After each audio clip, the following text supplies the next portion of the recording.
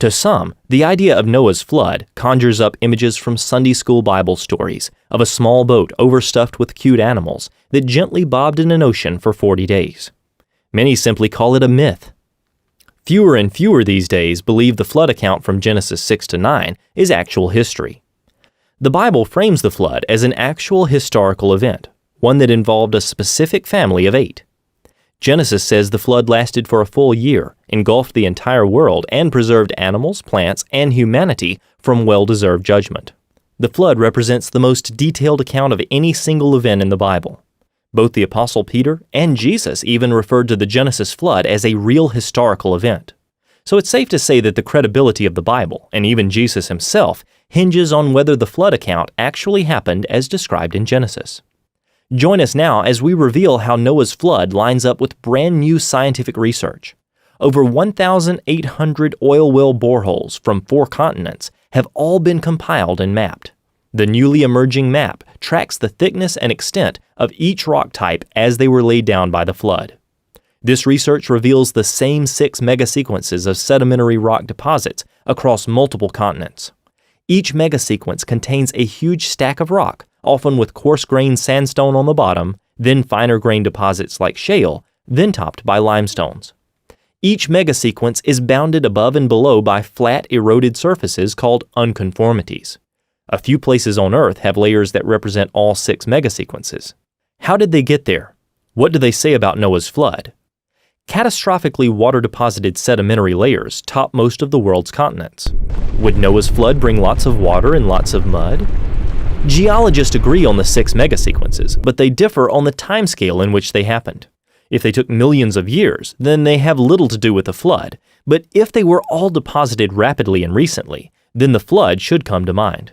Many also question when a larger landmass, such as a Pangea-like supercontinent, broke into continents that moved to their current configuration. For the first time ever, new megasequence maps allow us to see how the flood shaped our entire planet, just like the Bible said, including reconfiguring the continents. According to Genesis, the Garden of Eden was a lush paradise, one that was set up for eternal life, worldwide vegetarianism, and harmony with our Creator. There was no bloodshed, disease, or even death. Plants and trees had no thorns or thistles, and humans tended God's creation. Then came the fall.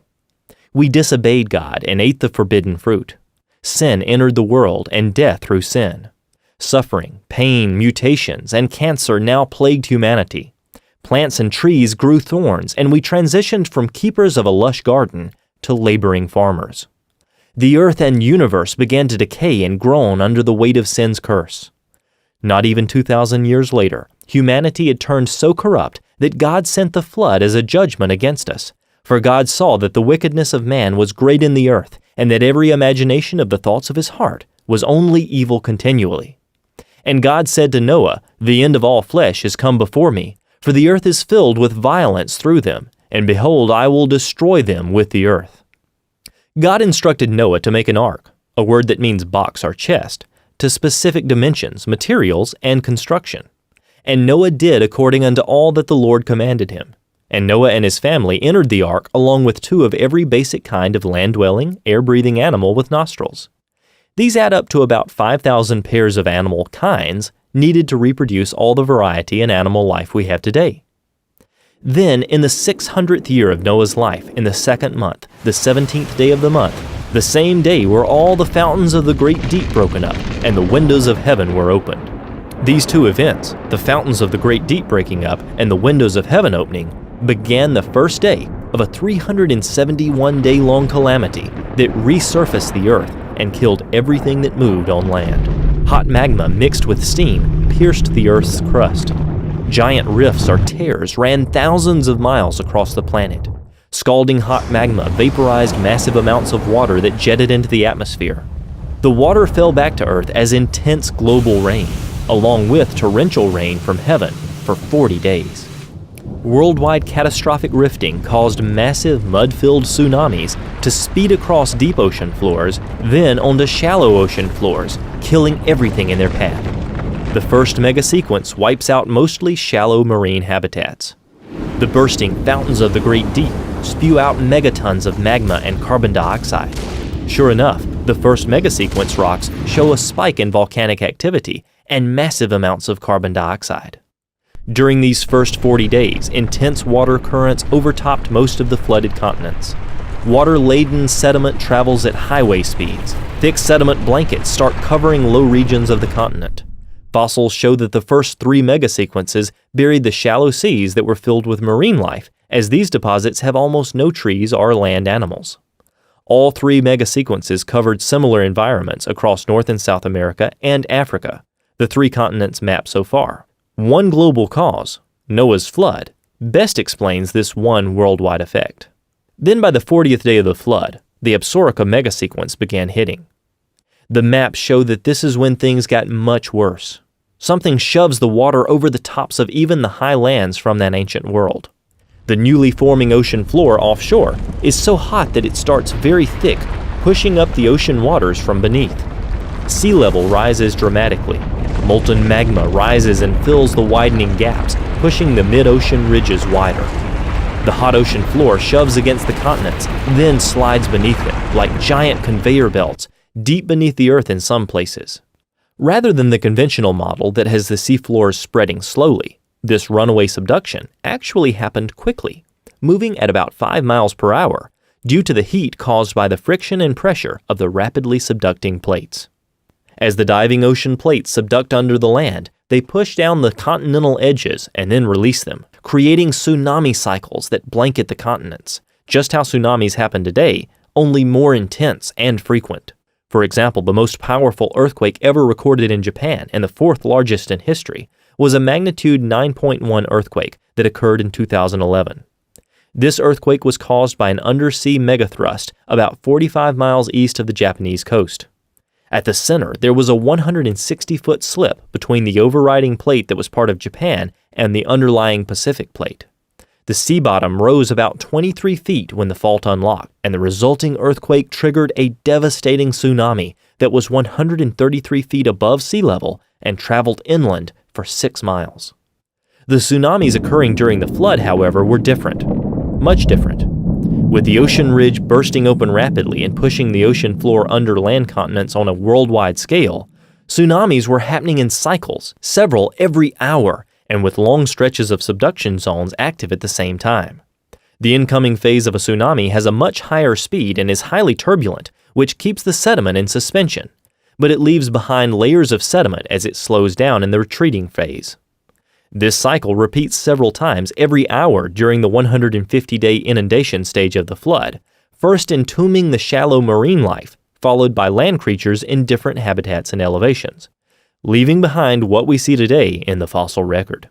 These types of tsunamis have even occurred in recent history, such as the tsunami caused by slipping ocean plates that hit the coast of Washington in 1700 and left behind multiple layers representing each wave of the tsunami. Recent seismic technology actually allows us to investigate whether this type of rapid subduction occurred. Sure enough, these scans reveal a ring of unexpectedly cold rock at the bottom of the mantle, beneath the subduction zones that surround the Pacific Ocean. The severity and elevation of this stage of the flood is why the first land creatures and plants start showing up in the fossil record laid down by the Absorica megasequence. Entire ecosystems are buried in enormous deposits that later turn into coal, such as the extensive Appalachian coal beds. In fact, the U.S. has over 7 trillion tons of coal reserves. Where did it all come from? While we know that coal is formed by dead plant material being sandwiched between sediment layers, we only have enough vegetation on the Earth's surface today to produce just a fraction of the existing coal reserves. This shows that the pre-flood world was mostly covered by lush vegetation.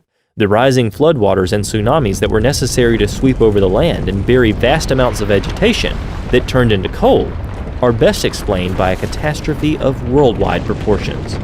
The fact that over a dozen states in the U.S. are filled with dinosaur fossils buried under heaps of mud also attests to the flood. In fact, geologists have found a temporarily exposed dinosaur peninsula where the dinosaurs made their last stand, now buried there along with lake and sea life transported by the massive waves. The earlier flood deposits, the first 3 megasequences, do not seem to have deposited much material over this dinosaur peninsula.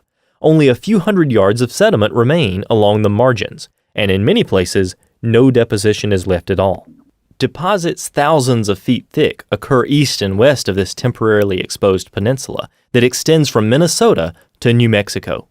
Now buried across it are pre-flood wetland plants and animals, including dinosaurs, turtles, frogs, fish, and many birds. Thousands of dinosaur trackways up and down this peninsula, plus similar temporarily exposed low areas on other continents, suggest that dying dinosaurs and other hardy track makers floated, waded, and walked on freshly deposited mud, trying to find safe ground. Next, the massive Zuni megasequence hits. The Absaroka and Zuni megasequences are the most severe because the continental plates began to move more quickly from the original Pangea-like supercontinent configuration to where they are today. With oceanic rifting and plate subduction increasing dramatically and the continents traveling apart quickly, the tsunami-like waves began washing across western North America while virtually no sedimentation is occurring in the east. When coming up over the Dinosaur Peninsula, the Zuni catastrophically buries dinosaurs in the Morrison Formation, a 13-state area encompassing over 700,000 square miles.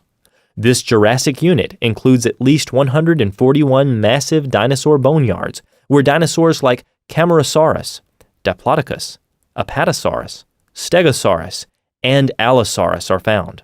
The Cretaceous layers, like the Hill Creek Formation, are found on top of the Jurassic and hold hundreds of mass boneyards containing several different types of dinosaurs, such as T-Rex, Triceratops, Centrosaurus, and Edmontosaurus that had been living in a different ecosystem, also buried by the Zuni. The Zuni was so massive and fast that it engulfed entire regions with mud flow, burying giant creatures like this T-Rex under 50 feet of muddy sediment, entombed so quickly that preserved blood cells, blood vessels, and bone cells were found just recently. How much water does it take to pile 50 feet of mud on top of a dinosaur? The Dinosaur National Monument in Utah contains thousands of visible bones from 11 kinds of dinosaurs that were buried in a jumbled mass in the Morrison Formation, together with crocodiles, turtles, lizards, frogs, and clams. What type of event would it take to bury all these different land animals with millions of clams? When the Dinosaur Peninsula floods over completely, large herds of dinosaurs are entombed in massive fossil graveyards in the Upper Cretaceous system found in northern Wyoming, Montana, and Alberta, Canada. The dinosaurs had tried to escape by fleeing northward up the peninsula as waters advanced from the south. This explains this massive graveyard in northern Montana that's over 1.2 miles long and contains 30 million fossil fragments, representing over 10,000 adult Maiasaura that were simultaneously buried. In this entire collection of bones, not a single baby was found. Every one of these 10,000 Maiasaura was between 9 and 23 feet long. Does this seem like the adult dinosaurs were stampeding away from the raging floodwaters, with 100% of their young falling behind and being engulfed in a different part of the peninsula? Just 170 miles northeast of this location is one of the largest dinosaur graveyards in the world, one that even secular scientists admit was caused by a watery catastrophe. Here, thousands of centrosaurs are buried in 14 mega bone beds over an entire square mile, which is nearly 500 football fields. Looks like a massive herd of these creatures, thousands of them, were simultaneously buried in mud by Noah's flood. Just 45 miles west from this location is yet another massive flood deposit, and this one even has 49 different species of dinosaurs buried along with turtles, crocodiles, fish, flying reptiles, birds, and small mammals. What type of disaster could bury nearly 50 species of dinosaurs and many other types of animals, including marine life, together in mass graves? These mass burial sites are common in the U.S. as well. For example, look at this dinosaur dig site in Wyoming, where a 1-meter thick layer of mudstone stretches for 80 acres, with over 1 million bones buried in a graded, sorted bed, where big bones are found at the bottom and little bones on top. The only way to develop a graded bed like this is by a catastrophic process that transports these bones and deposits them during a single event. Large flying creatures like pterosaurs were able to fly to escape the rising floodwaters, delaying their demise until the later stages of the flood. The fossil record shows they are buried in many different layers all over the world. There's no doubt that widespread volcanism was also involved in finishing off the dinosaurs, as many of these mass graves are literally packed with volcanic ash, ash that in many cases was mixed with water when it emplaced the dinosaurs in their tombs.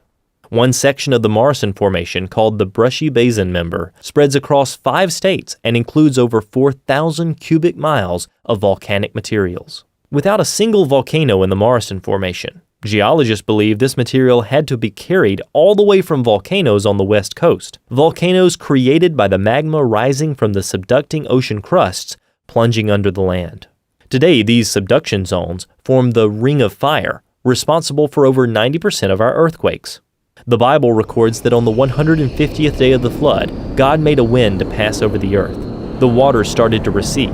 The fountains of the deep and the windows of heaven were stopped, and the rain from heaven was restrained. Now enters the final mega-sequence, the Tejas.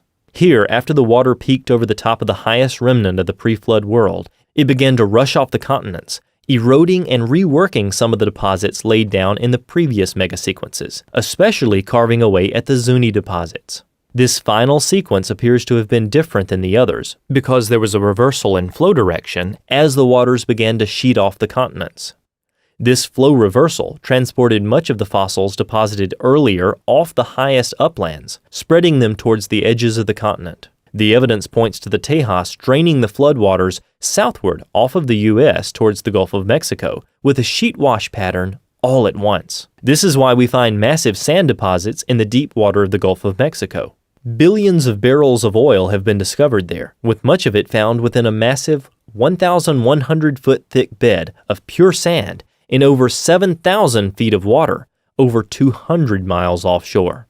In addition, plants swept off the pre-flood lands formed massive coal beds, such as in the Powder River Basin of Wyoming and Montana. These Tejas layers contain the largest coal deposits in North America that currently supplies over 40% of the coal in the U.S. Some of these stacked coal beds are up to 200 feet thick and cover areas that are 60 miles long by 60 miles wide. The sheer volume of plant material required to form such a massive layer of coal testifies to catastrophic circumstances. The massive runoff that began with the Tejas may also explain the lack of human fossils in the rock record. Any residual human remains left buried in earlier deposits were totally destroyed by the erosive, retreating floodwaters. In line with God's promise to wipe them from the face of the earth, any residual remains were ground up and likely spread in all directions over great distances by the Tejas, lessening the likelihood of finding any human fossil remains. Because humans were impacted earlier by the flood's violence, they were destroyed and thus not buried whole deep in the sediments, leaving no fossil traces. Erosion in the Tejas sequence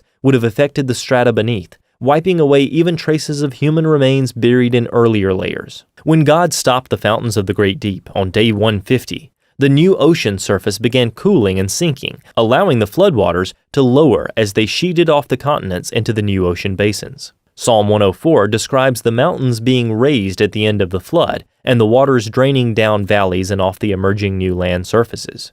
The seafloor rifting process and the resulting mountain forming process explains why sea creatures are found on mountaintops all over the world, high above current sea levels. For the remaining 220 days of the flood, the water recedes from the earth and it dries out, allowing time for earth to be replenished with vegetation for the animals to eat when they eventually come off the ark.